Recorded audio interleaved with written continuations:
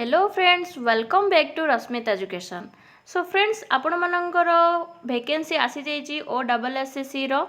तो वैकेंसी गुड़िक कौन कौन रही से उपर आलोचना करबा एही वीडियो रे। जो मैंने प्रथम थर पर चैनल को विजिट कर चैनल को सब्सक्राइब करी बेल आइकन प्रेस करी ऑल रे सेट कर दिंतु जहाँ माध्यम कि सब वीडियो नोटिफिकेशन आपण मानक पाखरे प्रथमे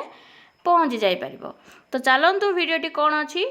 तो देखो आपण मानकर ओडिशा स्टाफ सिलेक्शन कमिशन रो रिक्वायरमेंट कौन रही ना junior stenographer junior grade typist and typist cum scribe assistant एतिकी डिपार्टमेंट रो आपण मानकर वैकेंसी आसी। तो आपण मानकर केबडू स्टार्ट होची ना देखंतु ऑनलाइन रजिस्ट्रेशन आपण मानकर 4 एप्रिल रु 3/5/2025 आपण मानकर टाइम अच्छी। तो आपण माने 4 तारीख रो ही अप्लाई कर दियंतु ना कौ मैंने करें ए देख 10th पिला भी वैकेंसी अच्छी गुड़ाए पोस्ट अच्छी +2 पिला करें एवं +3 पिला करें तीनोटी जाक क्वालिफिकेशन पिला डिफरेंट डिफरेंट कैटेगरी जॉब रो वैकेंसी आसी सारी। तो नेक्स्ट देखा आम एबे आम नजर पकेबा देखंतु कौ केतोटी पोस्ट आसी कौ कौ कैटेगरी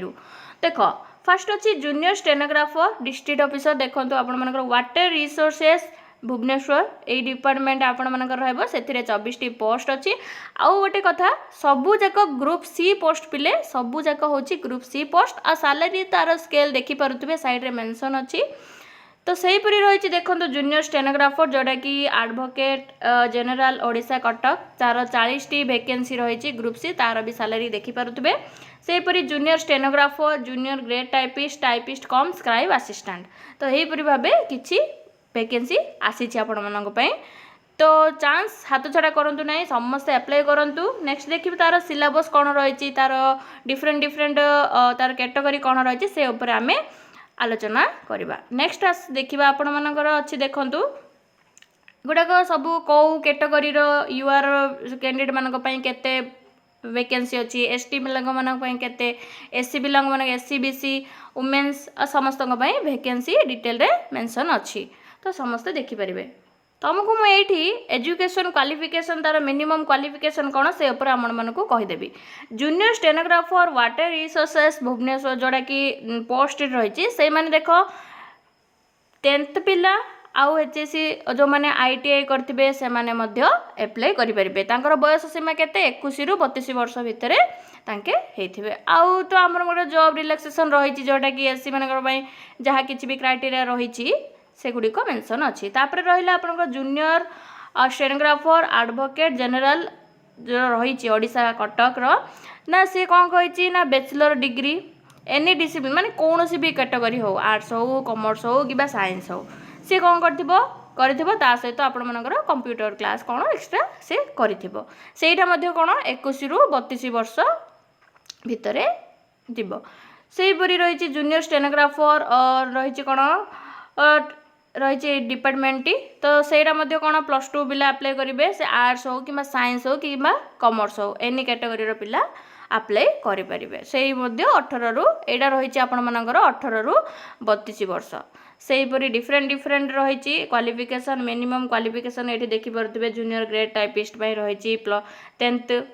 कंप्यूटर स्किल जानी आउ रहा 18 रु 32 वर्ष यहाँ रही। तापर नेक्स्ट आम देखा तार सिलेबस कौन रही एग्जाम टी कौ पैटर्न रे हम प्रिलिम्स हम कि मेन्स हम कि प्रिलिम्स मेन्स न हो कि गोटे सिंगल रिटन एग्जाम हम देखो ये डिटेल मेंशन करा जाइए आपण मानकर स्टेज 1 रे प्रिलिमिनरी एग्जाम हम जोटा कि 1 पेपर रही 150 मार्क ठीक अच्छे। देन रही आपण मानकर स्टेज 2 रे आपण मानकर मेन रिटन एग्जाम हम जोटा कि लैंग्वेज पेपर अच्छी इंग्लिश थी ओडिया थी यहपरी 100 मार्क हम से कौन कही 25 times the number of vacancies तो बुझीपे। तो नेक्स्ट रहा स्टेज 3 रे मेंशन कौन ना कंप्यूटर स्किल अच्छी। तापर stenographer test for post of junior stenographer computer skill देख 50 मार्क आपण मानकर हम टाइपिस्ट टेस्ट हम टाइपिंग टेस्ट केतरा वार्ड देथिबो से तुमको लिमिट टाइम देथिबो 15 मिनट भितर तुमको 400 वार्ड टाइप करो ए टाइप रो आपण मानकर कंप्यूटर स्किल टेस्ट हम। एबे हमें देखिबा सिलेबस कौन रही स्टेज 1 रे जो आपण मानकर सिलेबस अछि देख अर्थमेटिक जोड़ा कि 10th स्टैंडर्ड रो तापरे डीआई आसीबो आपनकर chart graph table data sufficiency 10th standard रो आसीबो तापर रहला आपण मानकर लॉजिकल रीजनिंग बा एनालिटिकल एबिलिटी जनरल और मेंटल एबिलिटी सेही परी current event national international importance सेही परी कंप्यूटर बस एईटा गोटे ऐड हेछि नुआरे ना कोन पिले ओडिशा इकोनॉमी पढ़िया पड़ो Odisha history Odisha geography Odisha heritage and culture 10th standard तो नेक्स्ट आ गोटे कथा कहबी जो आगु को आपण मानकर जो ओएसएससी सीजीएल आसीबार किछि आसीछि नोटिफिकेशन आसीछि सेगुडा के मध्य ए सिलेबसटा ऐड हबो बोली मध्य नोटिस आसीथिला नेक्स्ट रही स्टेज 2 रे देखुथिबे आपण मानकर जो मेन्स रे ओडिया लैंग्वेज अच्छी इंग्लिश लैंग्वेज कंपैरिजन +2 स्टैंडर्ड रो प्रिज राइटिंग रही आप